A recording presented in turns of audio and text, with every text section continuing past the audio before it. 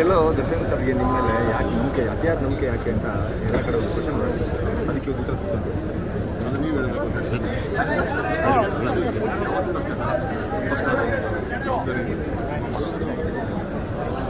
ಇದೇ ಬಗ್ಗೆ ಈ ಸಿನಿಮಾ ಇವತ್ತು ಗೆದ್ದಿಲ್ಲ. ಈ ಕಥೆನ ಯಾವತ್ತು ದರ್ಶನ್ ಸರ್ ಓಕೆ ಮಾಡ್ತಾರೆ, ಓಕೆ ಗೆದ್ದಿಲ್ಲ ಸರ್. ಕಥೆನ ಓಕೆ ಮಾಡ್ತಾರೆ, ಸೂಪರ್ ಸ್ಟಾರ್ ಓಕೆ ಮಾಡ್ತಾರೆ, ಸೂಪರ್ ಸ್ಟಾರ್ ಓಕೆ ಮಾಡ್ತಾರೆ. ಅಲ್ಲಿ ಗೆಲ್ಲ ಸರ್ ನಿಜವಾಗ್ಲೂ ಅಲ್ಲ ಸರ್. ದರ್ಶನ್ ಸರ್ ಸಿನಿಮಾ ಅಂದರೆ ಫೈಟು ಮಾಸು ಡೈಲಾಗ್ಸ್ ಸಿಕ್ಕಾಪಟ್ಟೆ ಎಕ್ಸ್ಪೆಕ್ಟೇಷನ್ ಮಾಡ್ತಾರೆ. ಅವ್ರ ಫ್ಯಾನ್ಸ್ ಸ್ಪೆಷಲ್ ಮಾಡ್ತಾರೆ. ಆದರೆ ಆ ಹಂಗರ್ ಇದೆ, ಆ ಹಂಗರ್ನ ನೀವು 1.5 ಗಂಟೆ ಮಾಡ್ತೀನಿ ಅಂದರೆ ಈಗ ಹೊಡಿತಾರೆ ಆಗ ಹೊಡಿತಾರೆ ಅಂದರೆ ಅದು ಹೇಗೆ ಸಾಧ್ಯ ಆಗುತ್ತೆ? ಅದಕ್ಕೆ ಧೈರ್ಯ ಮಾಡ್ತಾರೆ ಸರ್. ಅದು ಕೆಲವು ಟೈಮ್ ಏನಾಗುತ್ತೆ, ತುಂಬ ಹಸುವಾದಾಗ ಊಟ ಕೊಟ್ಟರೆ ಅದ್ರ ಟೇಸ್ಟೇ ಬೇರೆ ಇರುತ್ತೆ. ನೀವು ಹೊಟ್ಟೆ ತುಂಬ ಊಟ ಕೊಟ್ಟಾಗ ಬೇರೆ ಟೇಸ್ಟ್ ಇರುತ್ತೆ. ಸೊ ಆ ನಿಟ್ಟಿನಲ್ಲಿ ಇದ್ರಲ್ಲಿ ಒಂದೇ ಬರ್ತಾರೆ ನಾವು ಮಾಡ್ತಾ ಹೋಗಿದ್ದು. ದರ್ಶನ್ ಸರ್ ನಮ್ಗೆ ಅದೇ ಹೇಳಿದ್ರು, ಯಾವುದೇ ಕಾರಣಕ್ಕೂ ಯಾವ ಸೀನು ದರ್ಶನ್ಗೋಸ್ಕರ ಸೀನಿದು ದರ್ಶನ್ಗೋಸ್ಕರ ಮಾಡಬೇಕು, ಅದು ಬೇಡ ಬೇಡ. ಇಡೀ ಸಿನಿಮಾ ಇಡೀ ಸ್ಕ್ರಿಪ್ಟು ಕಾಟೇರನಿಗೋಸ್ಕರ ಆಗಬೇಕು.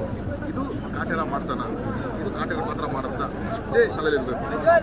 ನಾನು ಜಡೆ ಸ್ಕ್ರಿಪ್ಟ್ ಮಾಡ್ಬೇಕಾದ್ರೆ ಇದು ಕಾಟೇರ ಇದ್ದರೆ ಹಿಂಗೆ ಮಾಡ್ತಾನೆ, ಹಾಗಾಗಿ ನಿಮ್ಗೆ ಆ ವೇಟಿಂಗ್ ಬರುತ್ತೆ. ಇದು ನಿಜವಾಗ್ಲೂ ಸರ್ ರಿಯಲ್ ಸ್ಟೋರಿ. ಹೌದು, ನಿಮ್ಗೆ ಏನು ಓಪನಿಂಗ್ ಅಂದರೆ ಇನ್ಸ್ಟೆಂಟ್ಸ್ ಎಲ್ಲ ನೀವು ಗೂಗಲ್ ಮಾಡಿದ್ರೆ ಅಷ್ಟು ಇನ್ಸ್ಟೆಂಟ್ ಸಿಗುತ್ತೆ. ಲಾಸ್ಟ್ ನಾವು ಮೆಸೇಜ್ ಹೇಳಿದ್ದು ಏನು ವಿಷಯಕ್ಕೆ ಅನ್ನೋದು ಇವತ್ತಿನವರೆಗೂ ಪೇಪರ್ಗಳು ತೆಗೆದ್ರೆ ಆ ವಿಷಯ ಬರ್ತಾನೆ ಇದೆ. ಸೊ ಅದಾಗಿರ್ಬೋದು, ಓಪನಿಂಗ್ ಇನ್ವೆಸ್ಟಿಗೇಷನ್ ಮಾಡಿಸಿರ್ಬೋದು. ಸೊ ನೀವು ಕಲೆ ಆಗ್ತಾ ಹೋದ್ರೆ everything will get it to correct. ಒಂದು ವಿಚಾರನ ಹೇಳಬೇಕು ಅಂತ ಹೇಳಿದ್ರೆ ಒಬ್ಬ ಸ್ಟಾರ್ ನಟ ಬೇಕಾಗುತ್ತೆ. ಆ ಸ್ಟಾರ್ ನಟ ನಿಮ್ಮ ಕಾಟೇರನ್ನ ಕಂಪ್ಲೀಟ್ ಫುಲ್ಫಿಲ್ ಮಾಡಿದ್ರು ದರ್ಶನ್ ಸರ್ ಅಂತ ಗೊತ್ತಿಲ್ಲ. ಅದೇ ಹೇಳ್ತಾರೆ ಸರ್, ಒಂದು ವಿಷಯ ಮುಗಿಸೋದಕ್ಕೆ ಯಾವಾಗಲೂ ಆ ಥರ ಒಂದು ಸ್ಟಾರ್ ಹೋಗಬೇಕಾಗುತ್ತೆ.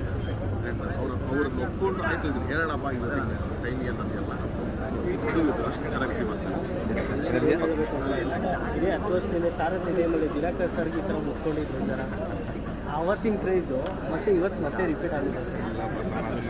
ಆ ಸಿನಿಮಾನೇ ಬೇರೆ, ಅದಕ್ಕೆ ಆದಂಥ ವೇಟೇಜ್ ಇದೆ. ಆದರೆ ಅವತ್ತಿನ ಕುರುಕ್ಷೇತ್ರಗೂ ವೇಟೇಜ್ ಇದೆ, ಮಾಯಣ್ಣಂಗೂ ವೇಟೇಜ್ ಇದೆ. ಹಾಗೆ ಈ ಸಿನಿಮಾಗೂ ಅದು ಇದ್ರದ್ದೇ ಆದಂಥ ಒಂದು ಬೆಲೆ ಇದಕ್ಕಿದೆ. ನಾನು ಸಾರ್ತಿ ನೋಡಿ ಎಂಜಾಯ್ ಮಾಡ್ತಾರೆ ಆ ಟೈಮಲ್ಲೆಲ್ಲ.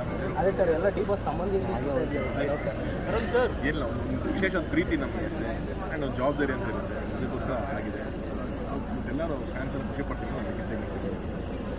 Okay sir. ಇಲ್ಲ ಲಾಸ್ಟ್ ಕೊನೆಯದಾಗಿ ಸಿನಿಮಾ ಡ್ಯೂರೇಷನ್ ಮೇಲೆ ಒಂದಷ್ಟು ಕ್ವಶನ್ಗಳಿತ್ತು. ನೀವು ಆಡಿಯನ್ಸ್ ಎಲ್ಲ ಕುತ್ಕೊಂಡು ನೋಡಿದ್ರೆ ಅಲ್ಲ, ನನಗೆ ಆಡಿಯನ್ಸೇ ನಾವು ಇದಕ್ಕೆ ಮುಂಚೆ ನಾವು ಸಿನಿಮಾನ ಥಿಯೇಟರ್ ತರ್ತೀವಿ ಅಂತಂದಾಗ ಅದು ಹಿಂದೆ ಒಂದಷ್ಟು ಜನ ವರ್ಕ್ ಮಾಡಿದ್ರು.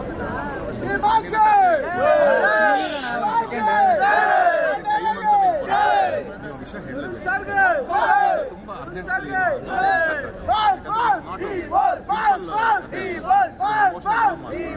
ಹಂಗಾಗಿ ನಿಮ್ಮ ಅಷ್ಟೇ ಸರ್. ಕೊನೆಯದಾಗಿ ಎಲ್ಲ ಅದೇ ಹೇಳ್ತೀವಿ, ಯಾರು ಒಬ್ರು ಹೋಗಿದ್ದೇ ನೋಡೋದು ಪಿಕ್ಚರ್.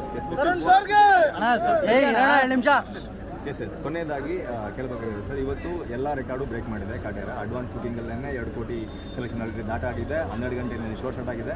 ಪರ್ಮನೆಂಟಾಗಿ ನಿಮ್ಮ ಹೆಸರು ಇಂಡಸ್ಟ್ರಿನಲ್ಲಿ ದಾಖಲಾಯಿತು ದರ್ಶನ್ ಸರ್ ಜೊತೆಗೆ. ಏನಪ್ಪ ಅಂತ ಹೇಳಿದ್ರೆ ಎಲ್ಲ ರೆಕಾರ್ಡ್ನು ಬ್ರೇಕ್ ಮಾಡಿ ಕಲೆಕ್ಷನ್ ಕೊಟ್ಟಂಥ ನಿರ್ದೇಶಕ, ಕೊಟ್ಟಂಥ ನಟ. ಎಷ್ಟು ಖುಷಿ ಇದೆ ಸರ್. ಇದು ದರ್ಶನ್ ಸರ್ಗೇನು ಹೊಸ್ತಲ್ಲ, ರೆಕಾರ್ಡ್ ಮಾಡೋದಾಗಿರಲಿ, ರೆಕಾರ್ಡ್ನ ಬ್ರೇಕ್ ಮಾಡೋದಾಗಿರಲಿ ದರ್ಶನ್ ಸರ್ಗೆ ಹೊಸ್ತಲ್ಲ. ಇನ್ನು ಅವ್ರ ಜೊತೆ ಟ್ರಾವೆಲ್ ಆಗ್ಬೇಕಾದ್ರೆ ಇದೆಲ್ಲ ನಮಗೂ ಬೋನಸ್ ಸಿಗ್ತಾ ಇರುತ್ತೆ. ಬಟ್ ನನ್ನ ಇಂಟೆನ್ಷನ್ ಇದ್ದು ಒಂದು ಒಳ್ಳೆ ಸಿನಿಮಾ ಮಾಡಬೇಕು. ಅವ್ರ ಫ್ಯಾನ್ಸ್ ಆಗಿರಲಿ ಅಥವಾ ಜನ ಯಾರೇ ಆಗಿರಲಿ ಸಿನಿಮಾ ಬಂದು ನೋಡಿದಾಗ ಆ ಖುಷಿನಲ್ಲಿ ಆಚೆ ಹೋಗಬೇಕು ಅಂತ. ಸೊ ಅದನ್ನು ನಾವು ಗೆದ್ದಿದ್ದೀವಿ ಅಂತ ಅನಿಸ್ತದೆ. Thank you sir. Okay thank you sir. Mike ಒಂದು ನಿಮಿಷ.